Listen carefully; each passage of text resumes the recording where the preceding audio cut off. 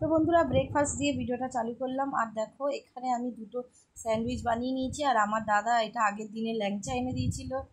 তো এখানে সত্যিকারের ল্যাংচা একখানা নিয়ে নিলাম। তো এই ছিল আমার আজকে রবিবারের ব্রেকফাস্ট। তো চলো এবার ব্রেকফাস্ট থেকে চলে গেলাম লাঞ্চে। তো লাঞ্চে কী আছে দেখে নাও। বিরিয়ানি আছে, এগ বিরিয়ানি, চিকেন বিরিয়ানি। তো এখানে হচ্ছে চিকেন বিরিয়ানি আগে বেড়ে দিলাম ওদের তিনজনকে। তিনজন বলতে বড় ছেলে মেয়ে, ছোট ছেলে বড় মেয়ে সবাই রয়েছে। ওই ছেলে মেয়ে গুলিয়ে ফেললাম। তো সকালে মিলে খেতে বসে গেছি, দেখতেই পাচ্ছ। আর আমার থালাটা এখনও লাস্টে নিয়ে এলাম একটু দেরিতে, এখানে ওদের চিকেন দিয়ে তারপরে আমি। তো দেখো খেয়ে দিয়ে স্নান টান সেরে আমি রেডি হয়ে পড়লাম। আর আগের দিন রাত্রিরে আমার একটা বন্ধু আমাকে দোকানে বলে এসেছিলো ফ্রেন্ডস ক্লাবে আমাদের একটা খেলা আছে, তো তুমি 3:15 সময় এসো। তো আমি ঠিক ছিল না যাব কি যাব না, আমি জানি কী ব্যাপার কি না জানবো। আবার বলেছিল হলুদ পরে আসবে। তো আমি অত কিছু না ভেবে এ করে আমি দূর যাব না এই ভেবেছিলাম। তারপরে আবার পরের দিন সকালবেলা 12টা নাগাদ ও ফোন করলো, বললো কী গো আসছো তো, মানে কনফার্ম হবার জন্য। তারপরে আমি আবার বললাম হ্যাঁ ঠিক আছে যাব। বলে খেয়ে দিয়ে রেডি ফেডি হয়ে দেখতে পাচ্ছ মেয়ে সাজিয়ে দিয়েছে, মেয়ের জামা পরেছি। আমি প্রথমে শাড়ি পরেছিলাম, হলুদ শাড়ি ব্লু ব্লাউজ, সুন্দর করে সাজছিলাম। তারপরে আবার মামুনিকে বলেছিলাম শাড়ি পরতে, ও পরেনি। সেই জন্য আমি শাড়ি খুলে আবার কী করলাম, কুর্তি, মেয়ের কুর্তি ওড়না নিয়ে বেরিয়ে পড়লাম। আর এখানে দেখতেই পাচ্ছ মামুনি আমার জন্য ওয়েট করছে, আর আমি তো ভিডিও করতে করতেই যাচ্ছি ব্লগে দেখাবো বলে। আর ও বলছে তুই শাড়ি পরলি না কেন, তুই তো খেলবি। আমি খেলবো না তাই শাড়ি পরিনি। আনছি না, তোকেও নিয়ে যাচ্ছি, তুইও খেলবি। তো দেখতেই পাচ্ছ ও একটা অন্য কালারের কুর্তি পরেছে, আর আমি হলুদ কালারের পরেই যাচ্ছি যেহেতু হলুদ বলেছে। তো আমরা দুজনে যাচ্ছি, ও খালি সমানে বলে যাচ্ছে আমি খেলবো না আমি খেলবো না। একটু ভীতু প্রকৃতির মেয়ে আছে, সব কিছুতে ওর ভয়। তো ওকে জোর করেই নিয়ে গেলাম। এই হচ্ছে আমাদের ফ্রেন্ডস ক্লাব, চলে এসেছি ফ্রেন্ডস ক্লাবে। এবার ভিডিও করতে করতে উপরে উঠে যাচ্ছি।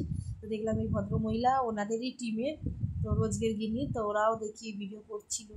আর আমিও ভিডিও করতে করতে ঢুকে গেছি। আর যিনি বক্তৃতা দিচ্ছিলেন উনি খুব ভালো বক্তৃতা দিচ্ছিলেন।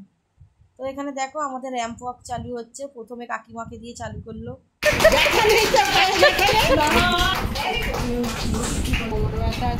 হাততালি।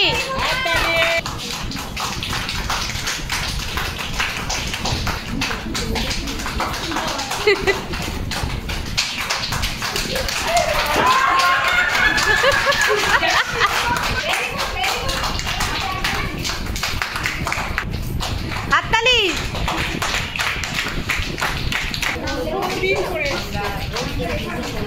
আর আমি তো শাড়ি পরে আছি। আমাদের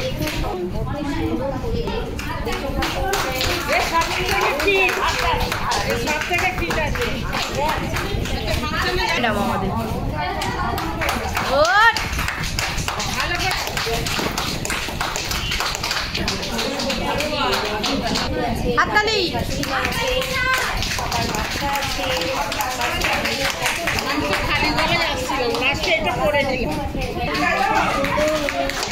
বিউটি কুইন আমাদের। ও ওয়াও,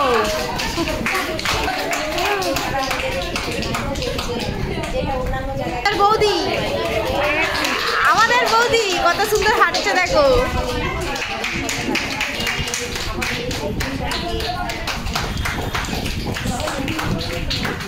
তার সঙ্গে এত সুন্দর ইয়েলো ফ্লাওয়ার দিয়েছে, ভেরি গুড, ভীষণ ভালো লাগছে, ভীষণ অ্যাট্রাকটিভ লাগছে।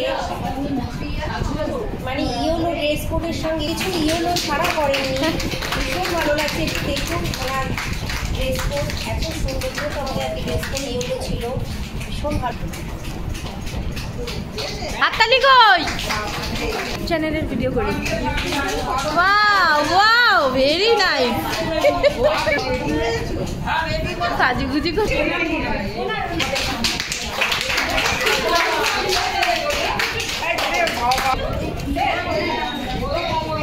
মামুনি একটা করে দিস।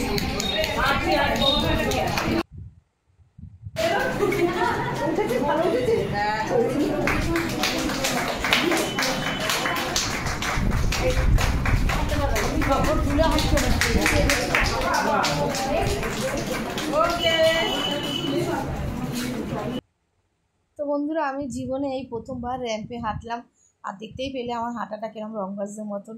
তো তারপর দেখো একদম লাস্টে এরা তিনজন কালার ড্রেস পরে আসেনি বলে হলুদ কালার, তাই এদেরকে একসঙ্গে হাঁটার একটা সুযোগ দিল র্যাম্পে। চলো মামুনিকেও শেষমেশ র্যাম্পে হাঁটিয়ে দিলাম। তারপরে এবার এখানে সব বই পুরস্কার ছিল, সাজগোজ, কুইজ কম্পিটিশান, একটু খেলা হয়েছিল। সেই সবে কে ভালো স্পিচ দিতে পারবে সেই সবে নিয়ে একটুখানি প্রাইজ দেওয়া হলো, তারপরে একটু সেলফি তোলা হলো। আর দেখতেই পাচ্ছি গোলাপি কালারের মহিলাটা কত সেজে এসেছে দেখো না। আমি তো এরকম হাটটার কিছু পরিনি, আমি শুধু শাড়িটা পরেই মনে হচ্ছিল অনেক সেজেছি। তো ঘরে এসে একটু রেস্ট নিলাম, ওখানে কাজকর্ম মিটে গেল, এবার আমাদের পিৎজা পার্টি হবে। তোমার কি নিয়ে লাগো? পিৎজা। তো আজকে পিৎজা পার্টি? ও বাহ, দেখি পিৎজায় কি কি আছে একটু দেখে নি। দেখো আমার কুকুর সোনা অনেক দিন ধরে খাবে খাবে করছিল, আজকে একটু পিৎজা পার্টি করছে।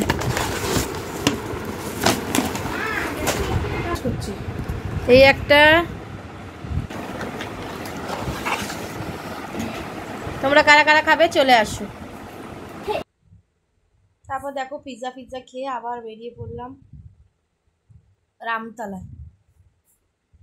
তো এখানে গেছিলাম মেয়ের একটু নাচের কথা বলতে, এই সিংথা ডান্স স্কুল, এখানে এসেছিলাম কথা বলতে, কিন্তু এখানে নাচের স্কুলটা ঠিক পছন্দ হয়নি। স্কুলটা মানে পছন্দ খুব একটা হয়নি। আর একটা জায়গায় কথা চলছে, দেখছি কোথায় পুকুসোনাকে দেওয়া যায়, কারণ পুকুসোনা আগে যেখানে ডান্স করতে সেখানে ছাড়িয়ে দিয়েছি, দিয়ে এবার তোমার আমরা আর একটা নতুন জায়গার সন্ধানে ঘুরে বেড়াচ্ছি।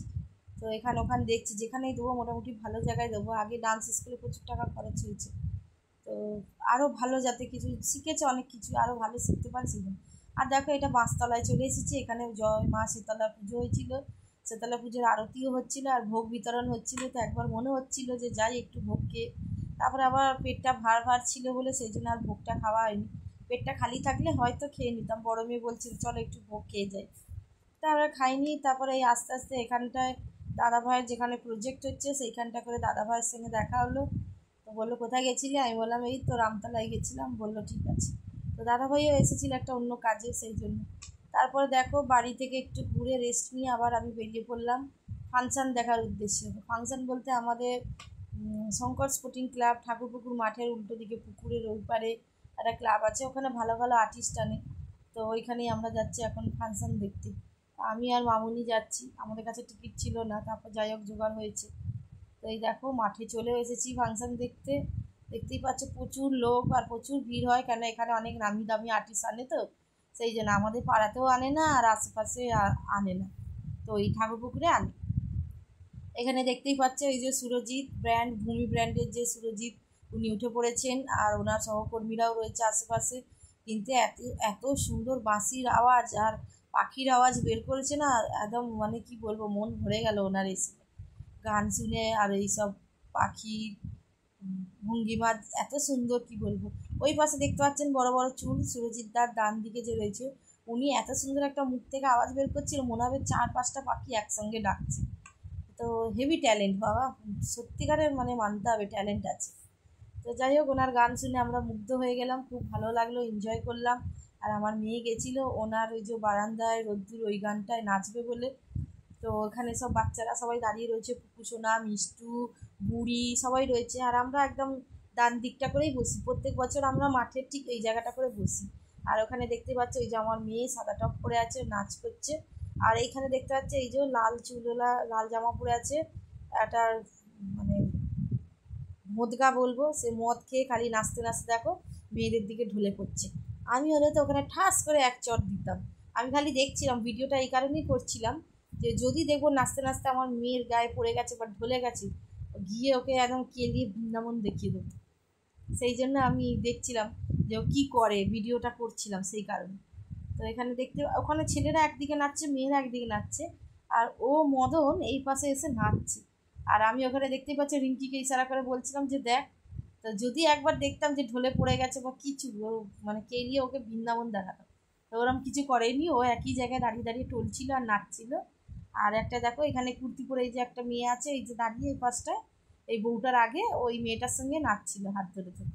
সে যাই পারে করে গিয়ে যাক, আমি দেখছিলাম যে আমার মেয়ের গায়ে যদি ওই যে দেখতেই পাচ্ছ কেরম কুদে কুদে নাচছে দুজনে, দুটোই মনে হয় মাতাল ছিল কি জানি।